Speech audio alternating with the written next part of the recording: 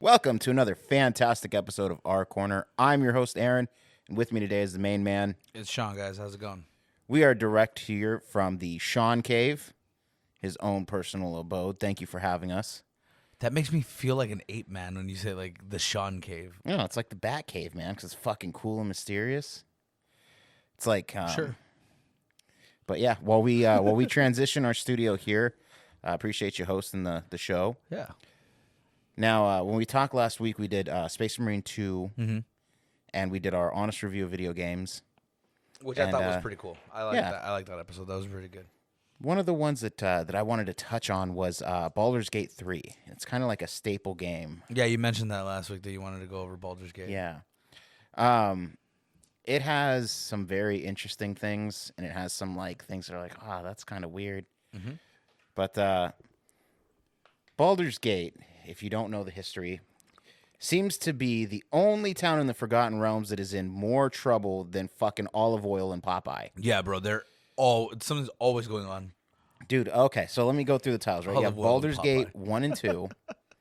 Then you have Baldur's Gate Dark Alliance 1 and 2. Right. I think I played Dark Alliance 1 and 2. Yep. Yes, you have. Yeah. And then you have Baldur's Gate 3. Dude, what the fuck is so important about your town, first of all?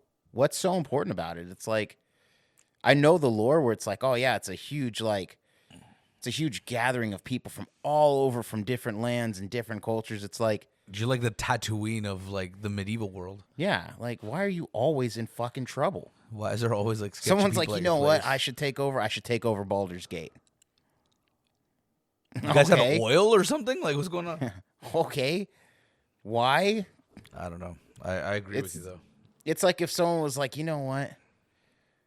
We really need to take over Miami.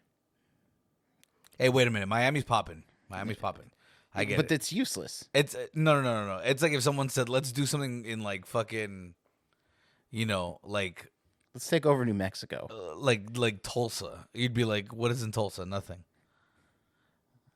You know what I mean? Sylvester Stallone's in Tulsa. That's the show Tulsa King. I don't like that show, by the way. It's weird. I really don't like that show. Yeah, It's it's weird that you don't like that show.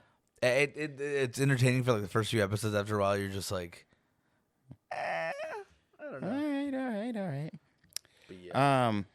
So Baldur's how long did you play Baldur's Gate 3? Oh man, I've probably put in about a good week's worth of hours so far. Yeah. It is broken into acts like the other Baldur's Gates games. Yeah. After you pass a certain point, you get to the next stage, and it clearly lets you know when you're going to the next stage where it's like, hey, you sure you want to move to this next part? There could be stuff you have unfinished behind you. Yeah. And yeah, that's appreciative. Have you gotten like 100% on the game where you've done all like the background stuff, Not all the yet. mini quests? Not yet. I say it like this. At some point, like, I get bored of playing like the same character. So like I'll just be like, all right, cool. I'll just fucking start over, pick something a little more interesting this time. Well, which character is your favorite? So far, I think what one of my favorites is the paladin character. Oh, okay. You seem like a paladin guy. Yeah, it's an easy way to mix the combat and charisma, where it's like you can talk yourself out of stuff or you can fight through it. Like a good balance. Yeah. There's other characters that can strictly do like the talking themselves, like the rogue characters, the bard characters. If it wasn't for paladin, what would be your next one? The next one in line for you? I'd have to say wizard. Nothing Wizard. says don't fuck with me like a fireball. That's true. Like, yeah, dude. And the spells are true to form. Yeah. One of the things in the game is, and this is the part that I really don't like, was the leveling curve. Oh. Is like their original leveling scale here is like 1 to 12, so you only have 12 levels. Yeah. Which, all right, no problem. That sounds pretty cool. It makes it nice and challenging. Shouldn't be anything over 12.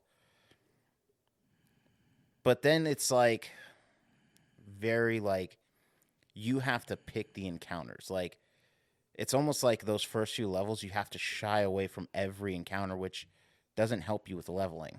Right.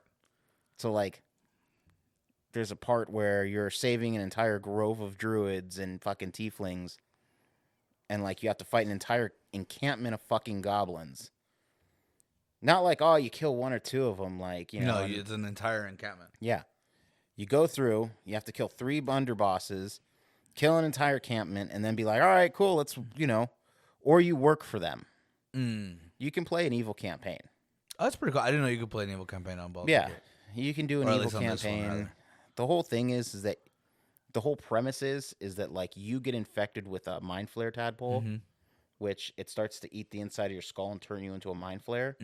But there's something like there's like a prism that stops you and a spirit inside the prism that keeps that from happening. Now, if you've not played the game, here's a spoiler alert. Even if you fucking use your tadpole powers, the whole ceremorphosis that goes on in your head doesn't really happen. You get like black veins and stuff like that, but if you're playing an evil character, it just makes you look cooler. It just makes you look cooler. So there's no real actual effect. There's no real actual effect. Like, and there's cool stuff with the paladin class too. Like, if you wanted to play a paladin in an evil campaign, you can break your guy's oath and just be an oath breaker, and he does like fucking dark magic stuff. Oh, that's dope. Yeah. I'm sorry. I keep asking you random questions. It's just I like hearing other people's like takes on the game and stuff. You told me your favorite class and your next favorite class. What would be your least favorite class in Baldur's Gate? Honestly, Specifically my least favorite class is the cleric. The cleric? Why? Cleric. Why? Well, cleric is always a support class, right? Because if you're playing with, I heard people say that clerics and paladins are very similar. Is that true? Or they have the similar kind of like they both use like divine power, but that's it. But the paladin is more of a melee divine versus like the cleric being like a support like healer. Oh, okay. So like paladins can have healing abilities, but a cleric is a healer. He's not really like a combat guy. He's got healing abilities. He can kind of like, he's basically like a divine wizard. Gotcha. Okay, that makes sense. Sorry, I didn't mean to interrupt. No. You're fine. You're fine. In the beginning, when you make your characters, you have 2 options. You can either make a pre-generated character that they have for the game, so you can play as one of the people who you would meet that would be an NPC. And just take their stats and just be a character yourself. And just upgrade that as you want. Oh, that's a good way. That's not bad. Now, its saving grace in this aspect is the actual like mods. You don't need to beat the game to start downloading mods onto it. Right. And there's fucking tons of them. So, real quick, for the people who have heard our previous ones, I know that we talked about D&D and 40K and everything. The way they create their characters, is it similar to the way that you would create the characters in D&D, except obviously like digital in the game on the actual game? It's kind of, but it's not really. Like, you don't randomly generate their scores. Oh, you don't randomly generate their scores. So their scores are based off of their class. Oh, okay. Versus like their D&D race like and stuff like much, that. Yeah. So like you obviously get certain bonuses and features from their race, but it doesn't like change their stats. Gotcha. The other thing is when you pick their class, you can obviously change the stats. You can add certain ones to certain ones. Right. Make them more one way than the other. And that's cool, but in any video game that you're playing, like, you obviously, you're not going to be like more story. Right. You're going to be like, look, I want to complete the game. Yeah. And some people like hearing the story. They like hearing everything. But then they're there to accomplish the 100%. Yeah. At some point, you stop giving a fuck about the secondaries because you're like, dude, I got to get this going. Yeah, right. Like 12 hours is way too much to spend on a second backstory. Now, there's cool nods. Like, they have a bunch of different monsters. So, like, as you go through different sections, you're finding different things. Like, in that first part of the map, you fight, like, okay, cool. You're fighting goblins. You have gnolls, which are, like, hyena men. You have, what is it? You run into a few of the intellect devourers when you first crash land on a beach. You know, you can run into, like, some pretty nasty things. If you're in the, like, they have a little secret area that, like, if you talk to there's, like, one of those little tieflings. Their, like, legs don't work. If you heal them, right? And then you go over, you talk to this, like, potions lady. And she starts telling you, she's like, oh, my name is, like, it's, like, Auntie or something like that. It's, like, basic call me, name. yeah, no, it's, like, you're obviously, like, fucking crazy, right? If you have background in D&D, you can already tell what this person is. And so, like, I'm going through, I'm like, the first time that I encountered, I totally skipped that part of it. Right. So like I went through like this part of the Underdark, which is like where all the dark elves live and like crazy shit pops off and transpires. Right. And I found this portal, and this portal led me to like this nice little beach area. And I was like, oh, that's really strange. I was like, why is there a peaceful ass beach area? Like I see a bunch of like In a time butterflies and shit like that. I was like, okay. And I was like, it's obviously magic because there's a circle of mushrooms there, you know? I was like, oh, maybe it's like a fairy kingdom thing. And then you walk into this fucking like site. There's like this girl crying her eyes out because she can't eat any more fucking pie. And like the lady is like, this old ass lady's like, oh, you're eating for two. Like, hurry up and eat. Blah. Like things that like your mom would say. Yeah. But like she says them a little bit more mean. And you're like, well, this girl's obviously an abused. Yeah. And right at that moment, it struck me. I was like, oh, this is a fucking hag. This is a fucking hag. If you don't know, which you probably know a little bit, I probably brought this up. Yeah. Hags are witches that are born naturally witches. And they have that grotesque form. Like, you've seen Legend with Steve Curry. Right. Yeah, you know that little green thing? Yeah. That, like, she's like, that's what a hag is. That's what a hag is. Okay, that makes sense. And so when you're standing there and you first, like, you're like, hey, you know, I'm not going to, like, fuck off. I'm rescuing this girl. She's like, okay. And then she transforms and you're like, oh, fuck. Well, fuck. Yeah. Well, she's not like, and it's not like she's a pushover. She has like 100 health points. So like, if you're not like up to level, you're fucked. You're fucked. Like PMF. your own thing is to be like, listen, let's strike a deal. Like, let's get the fuck out of here. You do whatever you want. Let's strike a deal. But if you let's like, look it out, bro. Let's look it out. Yeah. But like, if you go through it like the right way, which is like you meet the potions lady, you run down through like the side of the valley before you get to the goblin encampment. You'll run into like her brothers who are like, she's a fucking witch. They give you a heads up. She's a witch. And then like your character has to make the tough brothers. choice of being like, yeah, I know her. She's a potion maker. Or be like, there's something strange about you, witch. And like, there's really only like those two options. Anything that falls between that is like a variation of the two. Yeah. And so like, she goes, if you side with her, she's like, you can meet me at my dorm, whatever, right? You can meet me at my door anytime, whatever, blah, blah. That sounds like prostitution. If you're like, no, fuck you, she like just disappears. She like transports back to her fucking cabin. And the brothers are like, we don't want your help. We're going to go kill the witch. I'm like, okay.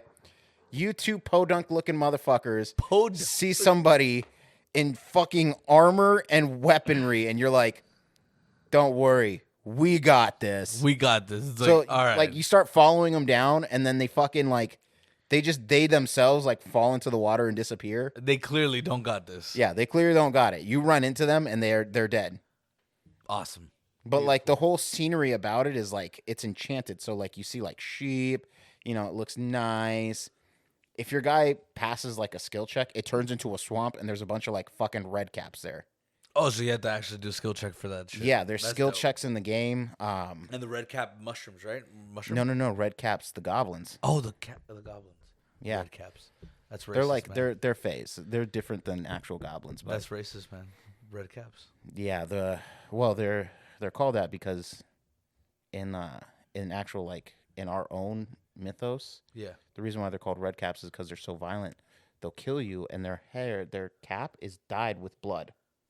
Awesome. That sounds like and that just that keeps going from the other one too.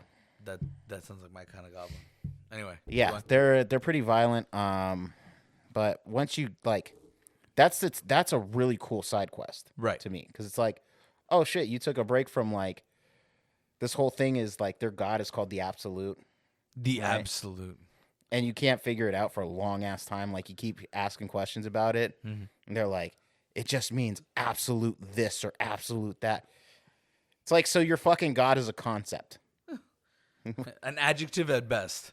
And then they keep going, and they're like, what it is the worm powers have like fucking magic around them that are helping you communicate without eating your fucking skull.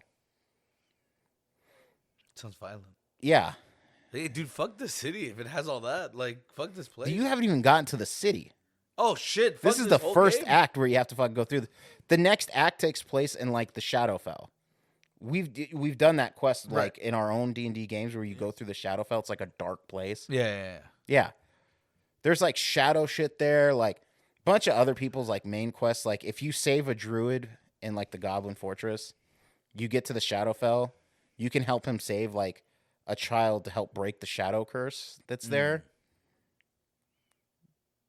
But it's such a long fucking side quest. Like it's like the enacting of the side quest isn't the problem.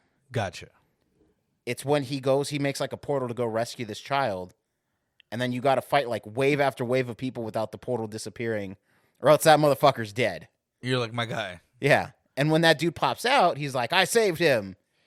You're like, all you did was walk out with a fucking child. I did the fucking heavy lifting on this. I'm good. I got this. You saved the child apparently, but like, I did this. And there's a ton of stuff like as you quest and adventure with like different people, like as you do like your nightly, like you have to like restore your hit points, that you have cinematics that come up with each side character. So like one of them's like this pale elf, they call him.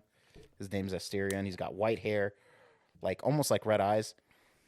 This motherfucker's a vampire. And motherfucker's a vampire. Spoiler alert. Vampire not spoiler as alert. fuck. He's a vampire.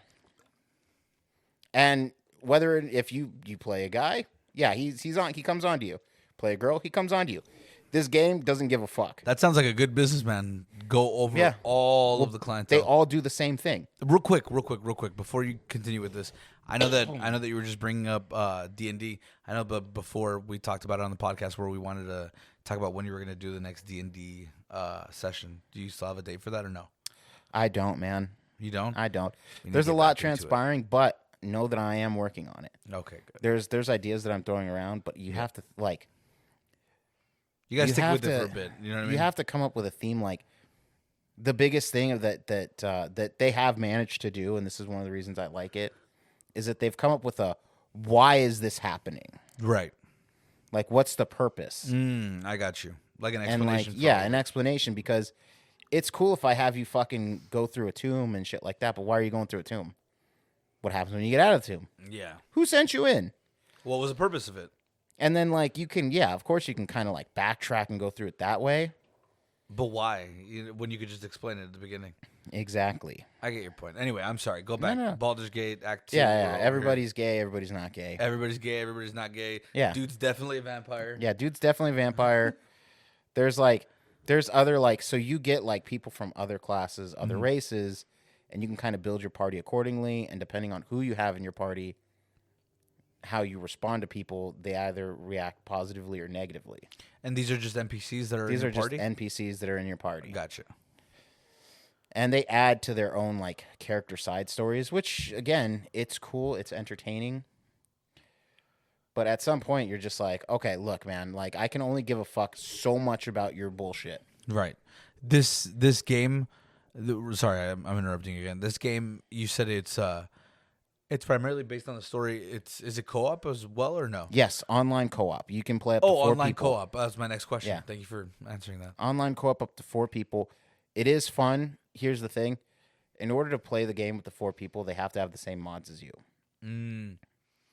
Now, that's kind of a downfall, but I get the point. Yeah. The mods really do save the game because they can do things like they'll add a level curve from 13 to 20. Right. They'll add things like you'll be able to level up faster, which the leveling up in the game is such a drag. I got you. It is one of those things where either you have to 100% complete the game in order to get to a level. Like, it's rough. And if you're not down for this game, don't do it. Right. Like, if you're not about the whole, like, RPG style, don't go there. Don't go. It won't be a fun game for you.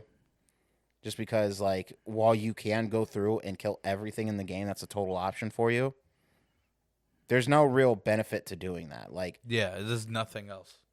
Like, you're not gonna find like every treasure by killing every person like you do in Skyrim. Right. It's gonna be like, oh shit, this person didn't have anything on him. Well, oh shit, this person didn't matter. Like this person didn't matter. And then, like, you also find out that, like, other people show up in different acts. So, like, if you save someone in this act, they show up in the next act, and the next act, and So, Everybody's like a reoccurring character, except for the people that are dead. well, yeah, obviously Yeah. they can't recur. So, what is your favorite aspect of the game overall? Honestly, Yeah. I love the customizability of your character and the actual continuity of the game. Okay, so that leads to two follow up questions, real quick. So, the the stylization of the character. I know that certain games have basic ones, and some of them have more in depth. Some of them that you can even use like a photo of yourself to kind of design your character. How can you design your character in this one? What are the customization options for So it? when we first start off, we talked about like kind of like doing the either the already pre-made character or Yeah. making your own. When you make your own, you can choose your race. You can choose your class. If your class has like a subclass, you can pick that. Or if your race has a sub race, you can pick that. Is there anything with appearance though, like the Yes. modification? Yeah. Oh, okay. I'm getting there. Oh, okay. Because Okay. it's Sorry. going in a list, so it makes Sorry, you sorry, pick sorry. all My this bad. stuff. My bad. I didn't realize Like you were going in order. yeah, appearance is the last one. Some of them you can pick your own deities. Uh huh. As you go through, you can pick your history. Oh, do you like the list? Our producer's saying I don't like the list. you don't like the list. Why don't you like the list? The way that it's Sorry, I'm bombarding you with questions, you're not letting fine. you answer. the way that it's set up, man, is like when you go to pick your when you go to pick like your sub race, when you go to pick anything, like it gives you like options to move, and then it has options on the right so that you can understand things. But you have to like click your thumbsticks if you're using controllers, or move them to a separate section. Just go scroll over them. It's like Is it just too it's not that there's too much. What it is that like too many steps? It's there's too many steps to understand. It's not intuitive Yeah. at all. Like, Yeah. I didn't when I made my first person. I didn't know I could like change my race. That's how bad. Yeah. Our producer said that when he first started, he didn't know that he could change someone's race. So he says it's not very like intuitive overall to the game. And Yeah. would you agree with that statement? Honestly, I could kind of pick it up. I've played games like that before. Oh, okay. So you were a little bit So quicker like, on that. if you were first starting off, like someone you like would, me who doesn't really play. yeah, because you can pick your body type. You Right. wouldn't know the differences between the body types. Right. Yeah. I wouldn't They even show know. like male, they show female, But that's it. and then but one of them's taller, one of them's shorter, Gotcha. and that's really like the crux of it. Mm. And then like as you go through, you can pick race. Okay, well your race looks like this. Your race. By the time you get to appearance and you're picking your facial features, there's a ton of them that you can use. But your biggest like customizations is saturation of makeup, hair, and like tattoos. Because the races are pretty much like already pre-designated almost. So it's And so there's even though certain there's things, like a lot you of can't be like a regular human and add horns to your guy. right. So while there's like a lot of customizations, there's kind of more customizations like restrictions regarding to like your own independent race or I guess species. Yeah, in the there's game. some like you can't have like horns on the guy like you yeah, just said. like humans. there's eyes that you can't have for certain characters, Right, like cat right, eyes and right, stuff right. like that. That's Which pretty cool though. You can download mods and skip all of that. I mean, I guess I guess from an outsider going in, I guess I would like that because it's like it's not too over the top. It's like, hey, you're dragonborn. Of course, you're gonna look dragonish. Like you know what I Yeah. mean. There's gonna be some traits of you. That makes sense. I like Yeah, that. it's cool, and they do have like where you go through certain aspects. You go through and you do certain things, and certain things happen, and Gotcha. it's the continuity of it is where it's like because this, then this, and this affects this, and this affects this. It's a massive thing that they have, and it's amazing how much that they do. Like, yeah, there's stuff that I bitch about, Yeah, but the things I love about the game is that the responses from the NPC respond to how you respond. It's more interactive that way. Yeah, they actually interact with like so if you fuck up on a check for persuasion, you don't get to make that same check twice. Right. You have to do something else. Yeah, You it have has to be find- different now. 'Cause now Yep. they're So onto like you. the biggest one and this is just going to be the first act that I talk about. Mm-hmm. You run into these ogres. One of them wears like this crown of intelligence, so he's able to speak really well and understand things. If you manage to charm him, right, you get a horn that you can summon him and his guys, and they'll fuck shit up for you. Oh shit. And that's pretty cool. That is If pretty you kill him, you get the same horn, The only difference is that when you go to call him, he's not in charge, so they just ran through and do rampage. Oh, I got you. So it's like one thing does affect the other, Yeah. but you have different ways that you can charm him. You can try to bribe him, trick him. But it all leads to those same two options. Either you're going to be like, hey, whatever, we're cool, I'm just going to leave you alone. Yeah. Or be like, hey, come fight for me. All right, cool. Now, I think my favorite skill is intimidation on there. Okay. Because the like when you get to a certain point, you can just be like, you have more with a kind word and a gun than you do with just a kind word. Just a kind word, yeah. Yeah. And so that happens a lot. That's a good quote, by the way. Yeah, I that's love a fan. that. Yeah. That it happens a lot where like someone's like, The intimidation. I don't want works to in your do favor. this. Yeah. I don't want to do this. And then you're just like, do it because I said so, bitch. And they're like, oh, okay, yeah. I guess that makes a good point. Huh? Or I'll kill you. Okay. Well, Yeah. hey, there's there's skill checks too. Like if you're trying to disarm traps, every time you try to disarm a trap, you have to do the skill check.